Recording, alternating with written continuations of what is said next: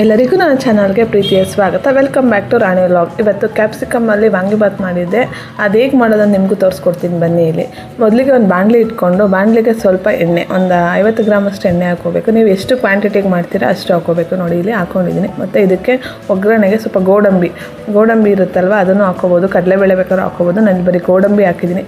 ಗೋಡಂಬಿ ಚೆನ್ನಾಗಿ ಒಂಚೂರು ರೋಸ್ಟ್ ಆಗಬೇಕು. ರೋಸ್ಟ್ ಆದಮೇಲೆ ಇದಕ್ಕೆ ಸ್ವಲ್ಪ ನೀವು ಕಟ್ ಮಾಡಿ ಇಟ್ಕೊಂಡು 2 ಕ್ಯಾಪ್ಸಿಕಮ್ ಆದ್ರೂ ಕಟ್ ಮಾಡಿ ಇಟ್ಕೋಬೇಕು. ನೋಡಿ ಇಲ್ಲಿ ಒಣಮೆಣ್ಸಿನ್ಕಾಯಿ, ಕರಿಬೇವು ಎರಡೂ ಇದಕ್ಕೆ ಹಾಕ್ತಾಯಿದ್ದೀನಿ. ಮತ್ತು ಒಂದು ಈರುಳ್ಳಿ ತೊಗೊಂಡಿದ್ದೀನಿ, ಉದ್ದುದಾಗಿ ಹಚ್ಚಿಟ್ಕೊಂಡಿದ್ದೀನಿ.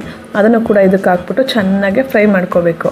ಚೆನ್ನಾಗಿ ಫ್ರೈ ಮಾಡ್ಕೊಂಡಾದಮೇಲೆ ಇದಕ್ಕೆ 2 ಕ್ಯಾಪ್ಸಿಕಮ್ನ ಉದ್ದುದ್ದ ಹಚ್ಚಿಟ್ಕೊಳ್ಳಿ.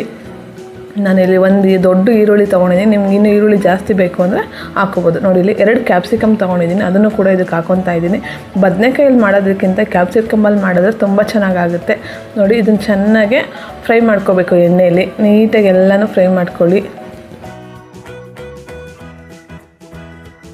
ಕ್ಯಾಪ್ಸಿಕಮ್ ಎಲ್ಲ ಚೆನ್ನಾಗಿ ಎಣ್ಣೆಲಿ ಫ್ರೈ ಆಗಬೇಕು. ಇಲ್ಲಿ ನೋಡಿ 1 ಟೊಮೊಟೊ ತೊಗೊಂಡಿದ್ದೀನಿ. ನೀವು ದಪ್ಪದ 1 ತೊಗೊಂಡಿದ್ದೀನಿ, ಬೇಕು ಅಂದರೆ 2 ಟೊಮೊಟೊನೂ ಹಾಕೋಬೋದು. ನೋಡಿ ಇಲ್ಲಿ 1 ಟೊಮೊಟೊ ಸಣ್ಣದಾಗಿ ಉದ್ದುದಾಗಿ ಹಚ್ಚಿಟ್ಕೊಂಡಿದ್ದೀನಿ, ಅದನ್ನು ಕೂಡ ಇದಕ್ಕೆ ಹಾಕ್ತಾಯಿದ್ದೀನಿ. ಟೊಮೊಟೊ ಬೇಗ ಸ್ಮ್ಯಾಶ್ ಆಗಿ ಬೇಯಲಿ ಅಂತ ಅದ್ರ ಮೇಲೆ ರುಚಿಗೆ ಎಷ್ಟು ಬೇಕಷ್ಟು ಉಪ್ಪು ಹಾಕ್ಕೊತಾ ಇದ್ದೀನಿ.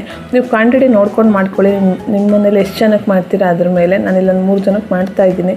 ಹಾಗಾಗಿ ನೋಡಿ ಇದು ಚೆನ್ನಾಗಿ ಫ್ರೈ ಆಗಬೇಕು. ಒಂದು ಸ್ವಲ್ಪ ಹೊತ್ತು ಮುಚ್ಚಿಬಿಟ್ಟು ಚೆನ್ನಾಗಿ ಫ್ರೈ ಮಾಡೋಣ.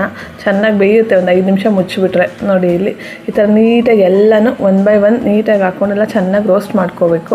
ಈಗ ಆಲ್ಮೋಸ್ಟ್ ಆಗಿದೆ. ಇದಕ್ಕೆ ಸ್ವಲ್ಪ ಅರಿಶಿಣದ ಪುಡಿ ಹಾಕ್ತಾಯಿದ್ದೀನಿ, ಇನ್ನೊಂಚೂರು ಬೇಯಲಿ ಅನ್ನೋದಕ್ಕೋಸ್ಕರ. ನೆಕ್ಸ್ಟು ಇದಕ್ಕೆ ವಾಂಗಿಬಾತ್ ಪೌಡ್ರ್ ಇರುತ್ತಲ್ಲ, ಅದನ್ನು ಕೂಡ ಅರಿಶಿಣದ ಪುಡಿ, ಉಪ್ಪು ಎಲ್ಲ ಚೆನ್ನಾಗಿ ಫ್ರೈ ಆದಮೇಲೆ ವಾಂಗಿಬಾತ್ ಪೌಡ್ರ್ ಹಾಕ್ಕೋಬೇಕು. ನಾನು 2 ಸ್ಪೂನಷ್ಟು ವಾಂಗಿಬಾತ್ ಪೌಡ್ರ್ ಹಾಕ್ಕೊತಾ ಇದ್ದೀನಿ. ಮನೇಲೇ ಮಾಡಿರುವಂಥ vangibath powder.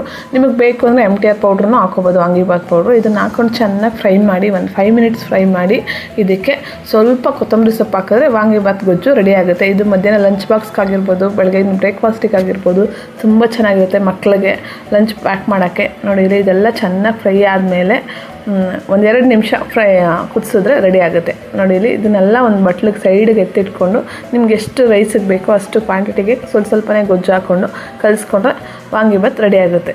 Thank you for watching my video. Please subscribe ಮಾಡಿ, ಸಪೋರ್ಟ್ ಮಾಡಿ. Thank you.